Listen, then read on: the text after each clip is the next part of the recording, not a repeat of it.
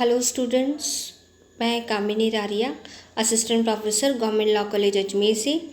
आज मैं आपको एलएलबी थर्ड ईयर के paper 3.6 principles of taxation law के बारे में बताऊंगी।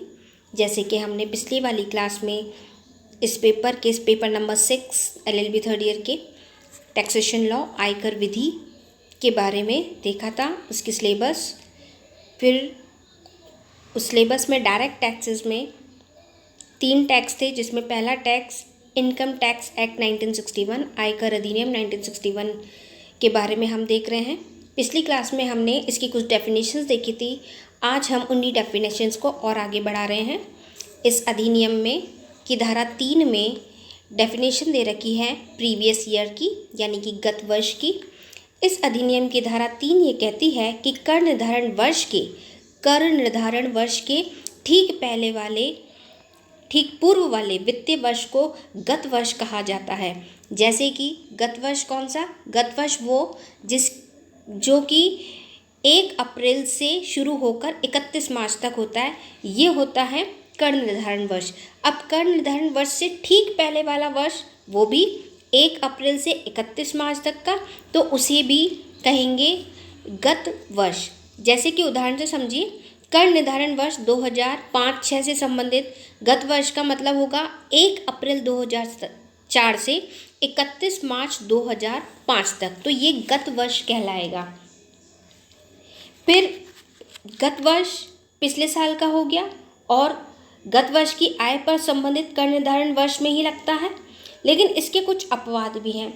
अपवाद में ये कहता है कि सामान्यतः कर गत वर्ष की आय पर कर निर्धारण वर्ष में ही लगता है, परंतु अनिवासियों के समुद्री जहाज द्वारा व्यापार से अगर आय पर व्यापार न लौटने के इरादे से भारत छोड़कर जाने वाले व्यक्तियों पर आयकर, किसी विशिष्ट घटना या उद्देश्य के लिए बनाए गए व्यक्तियों के संघ या व्यक्तियों के समूह अथवा कृत्रिम न्यायिक व्यक्ति का कर निर्धारण, कर बचाने के लिए संपत्ति का हस्तांतरण, व्यापार बंद होने की दशा में, तो इन सब में गत वर्ष पर कर निर्धारण नहीं होगा। ये आयकर अधिनियम के सेक्शन 172 से 176 तक ये प्रोविजंस किए गए हैं। तो गत वर्ष कौन सा वर्ष है?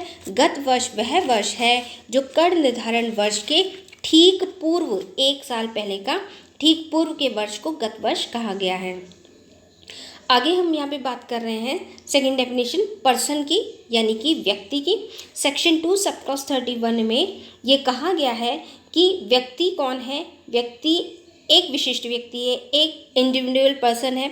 जैसे कि कोई एक व्यक्ति होता है, जैसे राजेंद्र हुआ, विजय हुआ, कोई लड़की का नाम हुआ अदिति हुआ, निधि हुआ, तो ये सिंगल पर्सन है, तो सिंगल पर्सन को पर्सन कहा गया है। फिर ये कहता है एक हिंदू अविभाजित परिवार, अहिंदू अनडिवाइडेड फैमिली। जैसे कि कोई एक व्यक्ति और उसके 2 पुत्र मिलकर पारिवारिक व्यापार करते हों, तो एक हिंदू अविभाजित परिवार है, वो भी व्यक्ति है। फिर एक कंपनी, जैसे कि कोई भी बुक कंपनी लिमिटेड हो, तो वो एक कंपनी भी व्यक्ति है।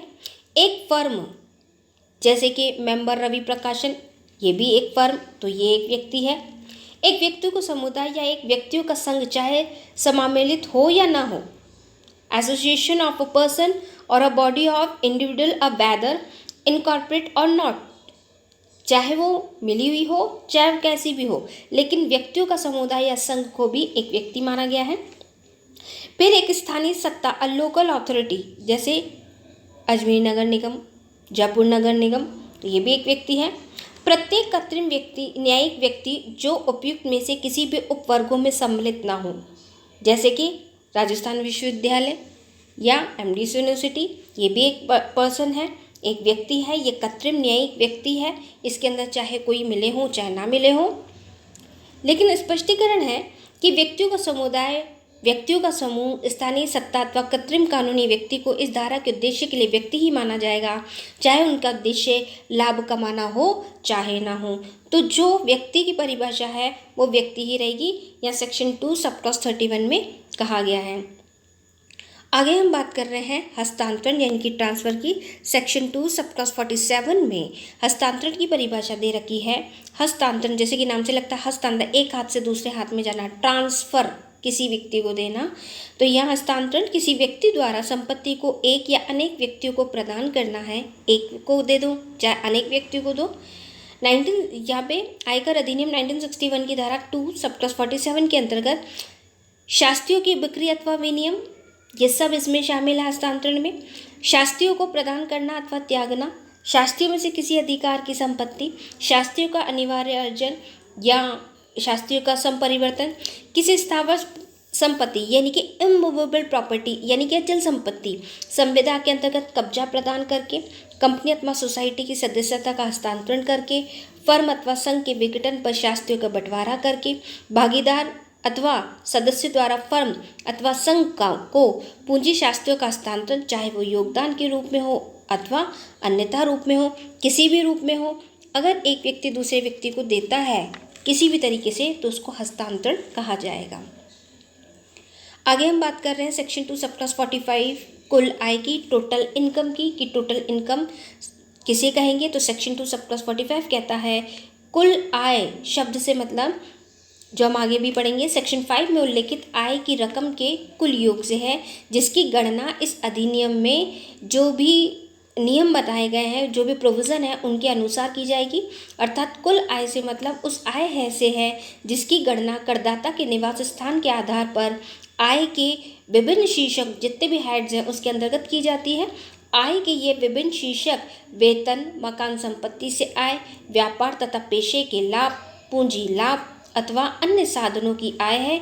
इन विभिन्न शीर्षकों की आय को अधिनियम की विभिन्न व्यवस्थाओं के अनुसार समायोजित करने के बाद तथा अधिनियम के अंतर्गत सेक्शन 80CCC से सेक्शन 80U के अंतर्गत की गई कटौतियाँ कम करने के बाद जो आय आती है वह कुल आय यानी कि टोटल इनकम कहलाती है।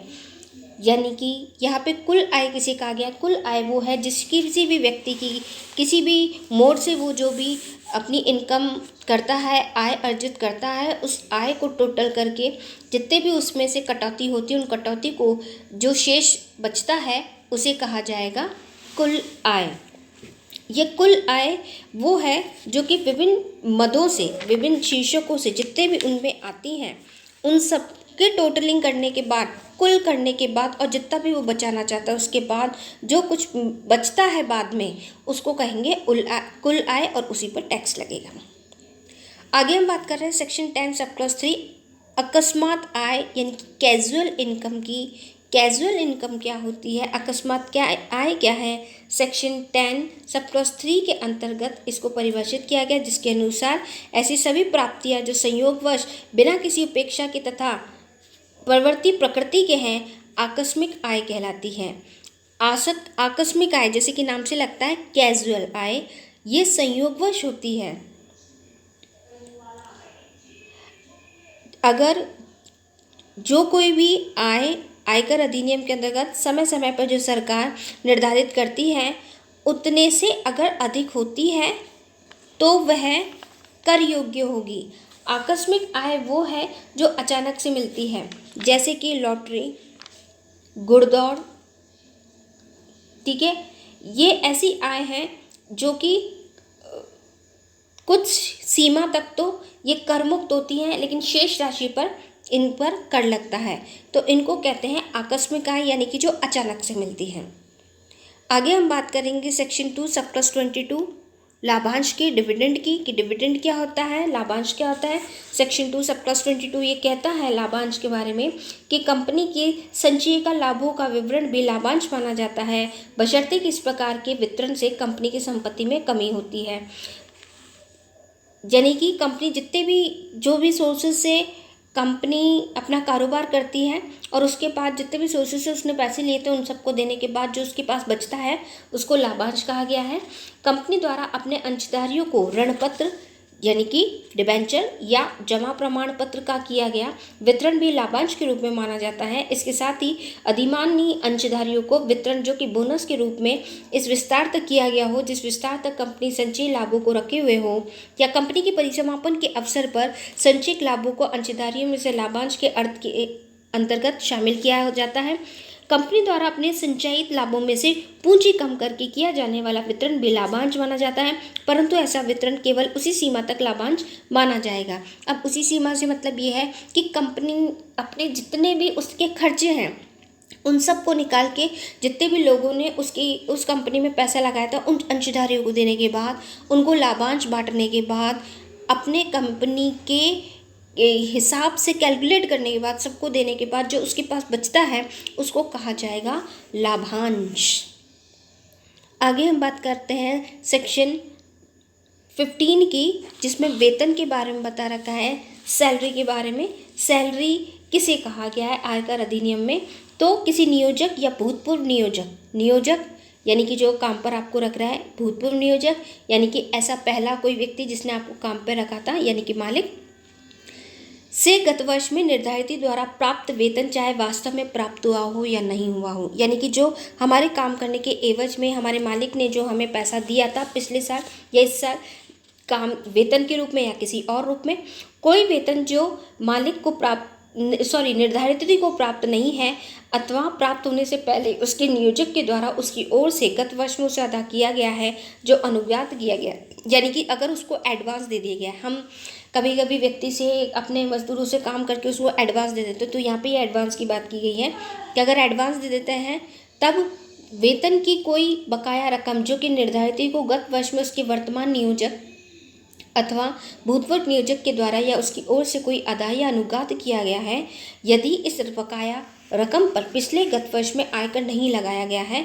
तो धारा 17 के अनुसार वेतन में क्या क्या शामिल है? मजदूरी, वार्षिकी या पेंशन, ग्रेच्युइटी, वेतन या मजदूरी की एवज में तथा अतिरिक्त रूप में प्राप्त शुल्क, कमीशन, अनुलाभ या लाभ, ये सब वेतन माने गए हैं। ये जो वेतन की जो परिभाषा है, ये वेतन की परिभाषा ये कह रही है कि चाहे आपको काम करने के एवज में एडवांस में मिल गया हो, काम करने के एवज में बाद में मिला हो, काम करने के एवज में वेतन की जगह पर किसी और प्रकार से दे दिया गया हो, ये सभी वेतन कहलाएगा। वेतन में मजदूरी, वार्षिकी या पेंशन, ग्रेच्युइटी या वेतन के एवज में कोई और भी चीज़ जैसे कमीशन वगैरह मिल रहा है, वो सब वेतन कहलाएगा। आगे हम बात कर रहे हैं सेक्शन 17 सब क्लॉज 2 अनुलाभ की, परक्विजिट की। तो अनुलाभ से मतलब जैसे कि नाम से लग रहा है अनुलाभ, एक्स्ट्रा में जो लाभ होता है। सेक्शन 17 सब क्लॉज 2 ये कहता है किराए से मुक्त स्थान जो कि निर्धारित को उसके निवास के लिए उसके नियोजक के द्वारा दिया गया है। यानी कि जैसे हम व्यक्ति किसी सर्वेंट क्वार्टर जिसे कहते हैं, किराए से मुक्त स्थान जो कि निर्धारित को यानी कि करदाता को उसके निवास के लिए उसके नियोजक द्वारा यानी कि मालिक की ओर से दिया गया है कि आप यहाँ रहिए और काम कीजिए। नियोजक के द्वारा निर्धारित को रखने के मकान के किराए के संबंध में दी जाने वाली छूट का मूल्य भी अनुलाभ है। छूट दी गई है।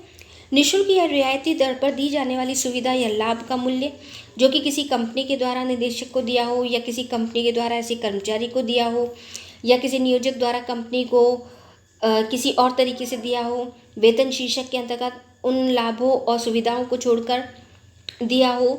नियोजक के द्वारा अदा की गई रकम जो कि किसी ऐसे आभार के संबंध में अदा की गई है कि यदि इस प्रकार नियोजक के द्वारा अदा न की जाती तो कर्मचारी द्वारा अदा की जाती, या किसी कर्मचारी की वार्षिक संविदा या जीवन बीमा को प्रभावी रखने के लिए मान्यता प्राप्त किसी फंड के द्वारा या और किसी प्रोविज़न के द्वारा स्थापित डिपॉजिट लिक्विड इंश्योरेंस फंड के अलावा किसी अन्य फंड के नियोजक के द्वारा दी गई रकम, यानी कि किसी भी तरीके से अगर उसको दी गई है उसको अनुलाभ कहेंगे। क्यों?